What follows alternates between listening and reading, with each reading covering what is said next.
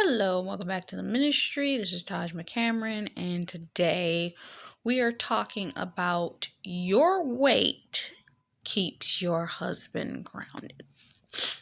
I remember years ago when I first started praying for my God ordained spouse, and the Lord had revealed who it was to me, and I remember praying specifically about being that weight that would prevent whatever's got his axis spinning. As we know, people that have a lot on their plate have a tendency, their mind goes in multiple different directions at the same time, which can lead to anxiety, stress.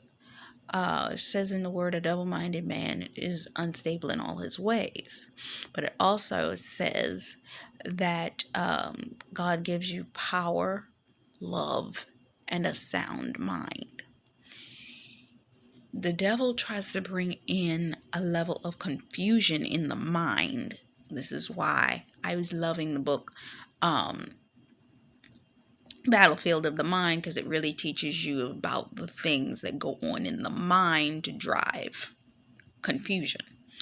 So you ground them. You are the weight. Just like I said, the lightning rod had was a grounding prong to a degree. You are the weight that grounds them. You have a weight in the spirit realm that grounds them. I said something in a previous set of videos that I didn't really go into detail about. Okay? I remember the Lord brought to my attention an episode, it was a series of episodes of Equalizer. This has become like my favorite show now. I watch it all the time whenever it's on. Thank goodness it's coming back February 19th. Okay. But towards the end of last season, there was the guy that she was interested in. He got kidnapped. When he got kidnapped, he was held hostage for almost 24 hours, moved to different locations, all of this type of stuff. He was knocked unconscious. He went through all of this trauma. And then he was set loose into the woods and shot at. And he was found by her and brought back to the hospital. So after that, he ended up going on a sabbatical from his work because the trauma of the experience, he ended up really putting his badge out there and saying, because he's a cop, he said, I'm going to put my badge out. I'm going to leave it here. And they were saying, you don't have to leave the job. We're just going to put you on leave because we don't want you to lose you. I know you're going through a lot mentally right now, but we still need you. And he had to go through a level of purification. And it's funny because I was listening to Dana Ray the other day in one of the two of her messages, and it was talking about the God ordained spouses going into the belly of the whale, that God would know how to put them in the right set of circumstances to get them where they need to go in order for them to go in the right direction with the Lord. Because remember, Jonah was supposed to go to that island, and when he went to that island, he was supposed to set those captives free with the word of God. And when God told him, I need you to go there, he was like, no, I ain't going over there with them. So he went in the opposite direction, which led to all of his troubles. And the fact of the matter is that some of these men have gone through experiences that they thought they were going in the right direction, but had to have that moment with Jesus at the well, where Jesus said, "You done slept with about all these women, and ain't none of them your wife. So I need you to come to me, to the river that will not have you thirsting, and let me explain something to you, because I got something better for you over here." I said it in a different message as well. And these men had to go through a circumcision of their heart. And through that circumcision of their heart, we, as the spiritual wife, was praying them through that experience. Some of them are going through it now. Some of them were going through it before, and we had to pray them through it. If you haven't done this yet, then this ain't for you. You may have to do it later. You need to figure out what God's telling you. That's something you need to sit with the Lord about. But for the people that have been sitting and praying, wrapping their heads up, and in spiritual warfare, that's probably why I had to wrap my head up this morning. But yes. So this ain't no game. You have been spiritually grounding them, and they had to go through a wilderness of sorts. Same thing you had to go through. Same thing. And for some of them, it was more intense, because the things that God had to strip off of them had to be intense. But they had to figure out mindset, emotional, what the will of God was in their belief systems, and you had to be the grounding prong for them in order to ground them in God, so that they will be able to maneuver in that spiritual space. God showed me technical support. I'm going to say technical support because God gave me an entire dream. And you are the technical support, because you know the technical ins and outs of the spiritual realm, which they do not. So they call on you to pray into certain situations, scenarios, and things that need to be prayed into in order for those things to be broken. I'm standing for some things right now that I've got wisdom on. If you sit with the Lord, it says in Jeremiah 3:33 that I will show you things in which you do not know. Remember, Elijah, I believe it was Elijah, used to know what the king was doing in the secret places of his bedroom at night. God will show you things that is specific to your God ordained spouse, and you have to pray into those things. God showed me 3 things that I probably should not know about my God ordained spouse, and I'm sure he'll confirm it once we come into face to face when that time comes. But he's had me praying about certain things in relation to these things. But you ground them, and your weight in the spirit is enough to ground them in the natural and give them what's necessary for them to maintain in the technicals of the things that they may not know about. For instance, I'll use this example. So if I had a topic, a word, a specific thing in which I had to pray for, I take that specific word and then I start to think about all of the things in relation to that word. What Tiffany Montgomery tends to do is she looks up the word and looks up all of the synonyms for that word, and then starts to break down all of those synonyms for that word in order to know how to pray into that area and situation. Okay? So once those things are prayed into, it will then cause you to dismantle, disrupt, destroy, break down, take it out.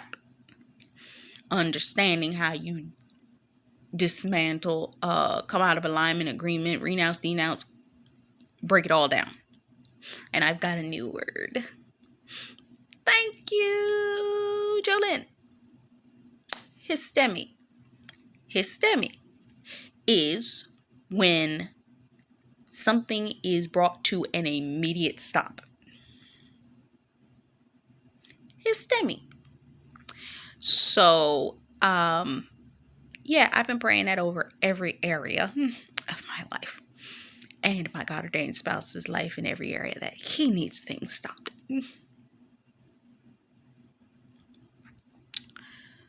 In the spirit realm. So you have the ability to do that. You can stop things from coming towards them, so on and so forth.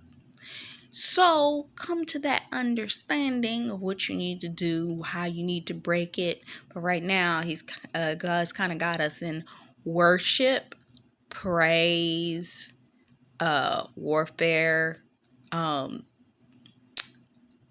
prayer,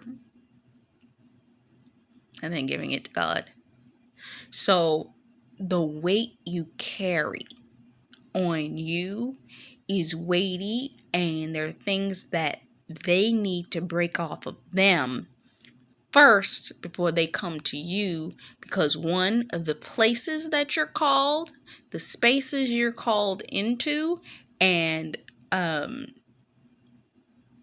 how God needs you to operate, he needs to have a good clarity of mind, or he will allow things to have access to you unknowingly, because he opened a door that he didn't know he was opening, because he didn't have the spiritual awareness. Right now, Tiffany Montgomery is beginning a series where she's teaching about spiritual doors, pretty much, where she's talking about how little things that seem very insignificant to us are spiritual doors. And people want to brush these things off. And because of the fact that, oh, I just want to go to this concert, or oh, I just bought these shoes from this designer. What was the designer worshiping? What God do they worship? And you're putting this on your body, so on and so forth. And some will get righteously indignant about, well, if you do that, then you can't wear nothing. No, that just means you got to be more aware of what you do put on your body, what you do listen to, and what you allow in your atmosphere, your ear, so on and so forth. What spirit is that person serving? Because some of them will say out their mouth they're serving God, but their actions will show they are doing exactly the opposite. What is that? Fruit. And you have to be so careful, because the enemy comes, how many times have I said this? Eyes, nose, mouth, ears, hands, mentally, emotional, physical, spiritual, socially, and financially, to mess you up. Any of these locations that you ain't covering, here he come. You have to constantly be aware. The one that you forget to cover is the one that he's coming through. Because I've seen it happen multiple times before. I remember one time I forgot to pray. I was praying for a bunch of people. Forgot to pray for myself after I prayed for all those people. And a retaliatory spirit attacked me next. He's like, oh, I got you on the technicality that you forgot to cover yourself. This is why we put on the full armor of God. So yeah, you got to ground your husband, and your husband will be able to carry you. I'm intrigued. I can't wait to see what kind of prayer warrior my God ordained spouse is. Because I can't imagine being this type of a prayer warrior and my husband not have any level of prayer understanding. I think he understands it. I think he has his level. But there is so much more than what he probably understands or what he's been doing. A lot of people pray on the surface. Mostly because they afraid that if they pray deeper than surface, they'll actually have to hit on something that they would have to actually admit that they have a problem to, and then actually need to get rid of it. Iniquity is a sin that you like. Once you've come to the understanding that that thing is a sin, if you continue to do it, you are now operating in iniquity. And most people don't want to release the sins that they like. Ooh, that wonderful Balenciaga bag. It was so gorgeous. They're serving what demon? Ooh, that bracelet company. They're serving what demon?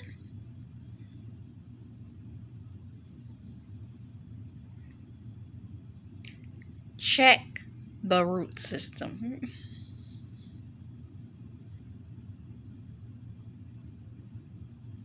Ooh, when you go out and buy this particular artist clothing line that does this kind of demonic ritual, you might want to throw those clothes away.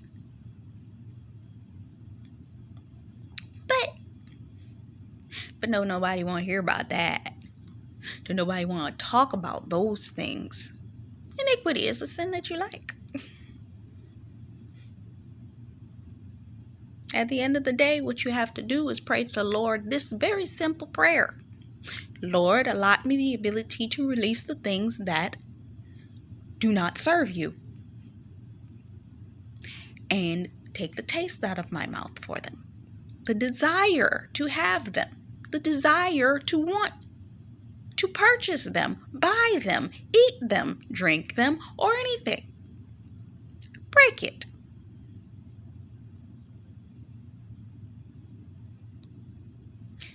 And then in replacement, Lord, show me godly companies that I can then replace those things with. You'll be surprised. There are probably companies that are from godly people that actually supply those things. It'll probably be better for you.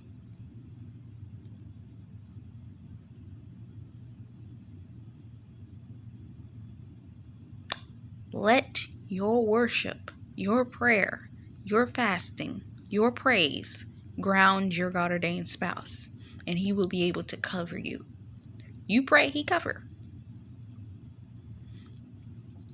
So, is that everything that I wanted to cover? Because there was something I brought up in the last video that I didn't finish talking about because the video cut off. I was talking about until the pain is gone. The way that we cover our God ordained spouses with the weight that we have, it is healing them. And the way that it is healing them is allotting them the ability to no longer continue to feel the pain within their hearts and their spirits in relation to these certain things. And the way we pray and act as technical support in the spirit by grounding them removes the pain of previous things that they had to deal with and allots their healing process to become easier. The day in which I'm recording this is Valentine's Day. And I wanted to mention this because some of us, you're not with your God ordained spouse on Valentine's Day. Some of you aren't going to have a Valentine's Day with your God ordained spouse. But it's through where God has you right now, he's using you. It may feel uncomfortable. Your flesh may be like, I wish I was with them, or so on and so forth. But maybe God has you in a place right now that he needs you to pray for them instead. To stand in the gap for them instead. In the spirit, y'all good. Y'all tight. You got it. You just may not be physically with them. Do the work that's necessary to finish the assignment where you are right now. Because when that assignment is completed and the Lord releases them to you, you have a whole lifetime to have Valentine's days that you may have missed this one, but you'll have the next one. And the next one, both of you will be free spiritually. So take that time. You may be celebrating something completely different by that point in time. Celebrating what you have achieved in the time after this. Look upon the horizon of what is coming in your ability to stand in that gap and in that place for your God-ordained spouse as you ground them. But don't get caught up in the fact that it's Valentine's Day and you're not with your God-ordained spouse. Remember when David was not where he was supposed to be? Out on the battlefield. A lot of you need to be in the spiritual battlefield right now. But it's Valentine's Day. And this is how David got caught up with Bathsheba. Wanting to be out there. Some of y'all, admit it. If God didn't give you a God-ordained spouse, you'd be out there right now. Trying to find you somebody to snuggle up with just for Valentine's Day. One night stand, whatever, because you don't want to admit that you're alone. And some of y'all, you know who your God-ordained spouse is. And you still desiring to act reckless because you're not with them. So I've heard Christians literally say out of their mouth, oh, well, they out here running around reckless. So I'm going to go out here running around reckless. I'm not sleeping with nobody. I'm going to just go to dinner. I'm going to just sit on your post. Sit on the wall. What does the scripture say?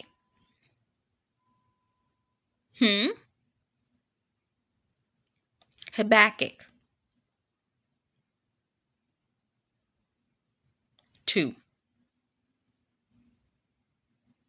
I sat upon the wall, out upon the ramparts, out in that desolate place, waiting upon the Lord. I wrote upon tablets and made it plain for runners to go and get for the what appointed time. You want to sit up there and get restless right at the point of time in which your God-ordained spouse is about to show up just because he didn't show up by Valentine's Day?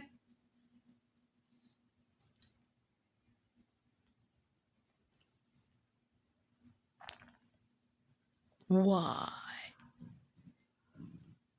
You gonna miss your blessing because your God-ordained spouse just didn't show up on Valentine's Day, so you gonna go out here on reckless?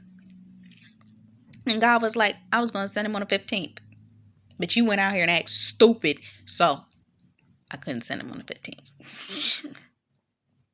Because I wanted to test your heart and see where your heart was. Or maybe God was saying, oh, I was gonna send him by the 28th. He'd have been there. But I needed to test where your heart was and where you're going to stand. David, you was at home when you should have been in the battlefield. Let's talk to my prayer warriors, intercessors. You were supposed to be in prayer and intercession for your God-ordained spouse. And you was out here trying to look cute and get you some candy and go out on a date.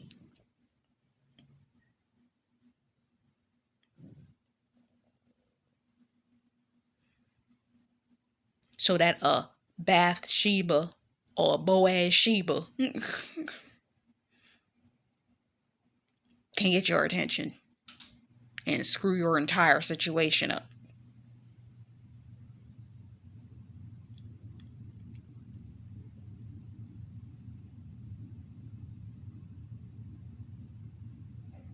Don't get caught up with these counterfeits.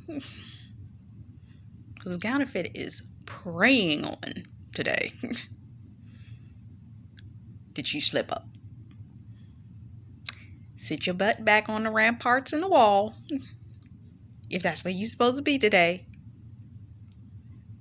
and get back to your job. Pray. Be the weight in the spirit your God-ordained spouse needs. Because the more weight that you use in the spirit, the faster he'll get to you. Because he is coming. He's coming. But you got to be in position. And you know what position is right now? Sitting on the ramparts and praying. Out in this desolate place. Praying. In your isolated place. Praying. Praying. Doing what God needs for you to do to cover that man in prayer. The way in which God needs you. So you can be what? The grounding weight for your God-ordained spouse.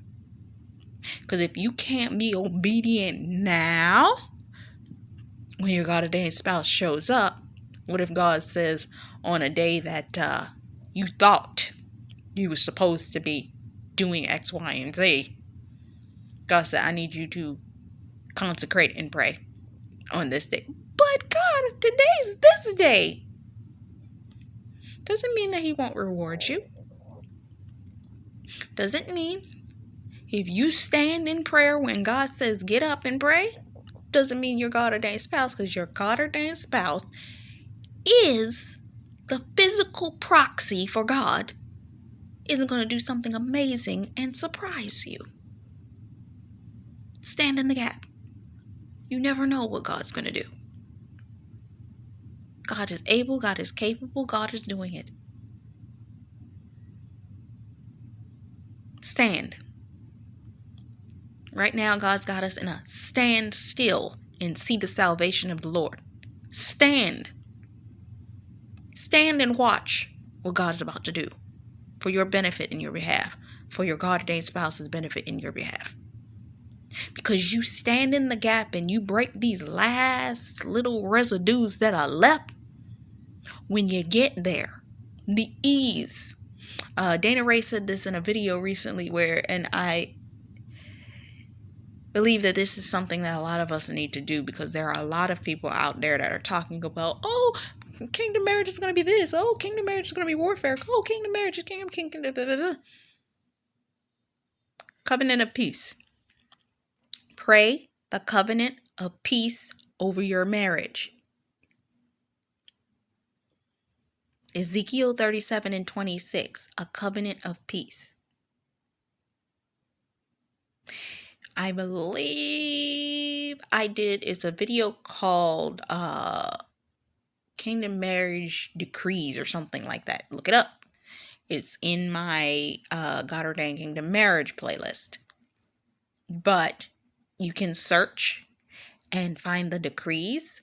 There is about 15 decrees I give on having ease within your marriage.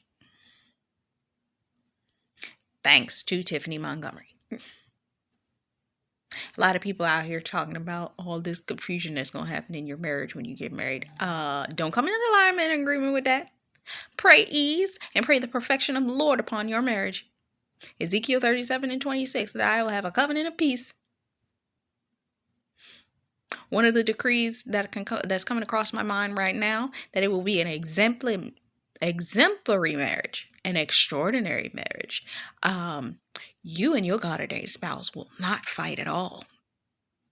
What does that take? Communication, standing in the gap, not removing your behind off of your post when you want to be over there, and God saying, I need you to be right here. I'm going to cover you on that thing. It may not be today, but you're going to get it.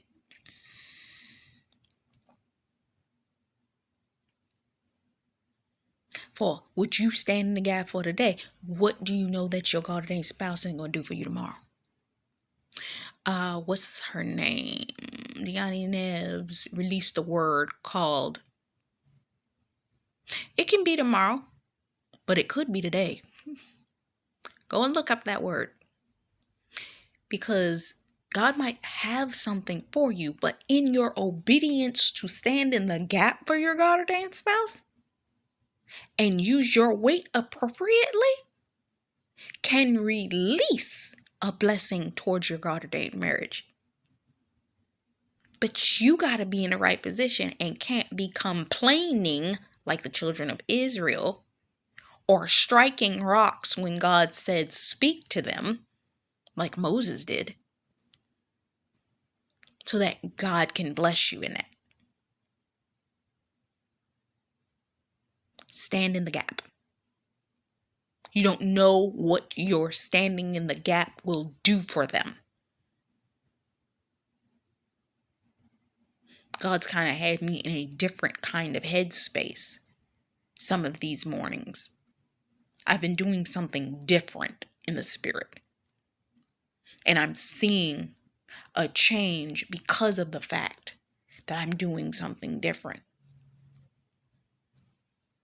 Isaiah 43:19. For I am doing a new thing. Shall you not perceive it? You're waiting. Your God ordained spouse needs your weight to pull them through to get to you. They're coming. Stand in obedience. It's going to happen. It may not happen when you want. I'm hearing that Shanti and Ja Rule song. I'm always there when you call, but I'm always on time.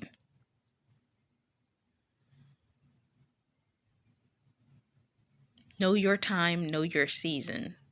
When the blessing comes, it's going to surprise you, shock you, blindside you. You won't see it coming. And it's never going to be when you expect and how you expect. Stand in the gap. For when it comes, what does it say in the word? Though it tarry, wait for it, for it shall surely speak. For the little bit more time that you had to wait, the blessing that's going to come about is going to be far surpassing the fact that you missed Valentine's Day. If you got a man that's the type of person or has the potential of being the type of person, every day it's going to feel like Valentine's Day. I heard somebody say that on a TV show one time. It's like, why are you going to be upset about Valentine's Day when your God ordained spouse may make every day feel like Valentine's Day to you?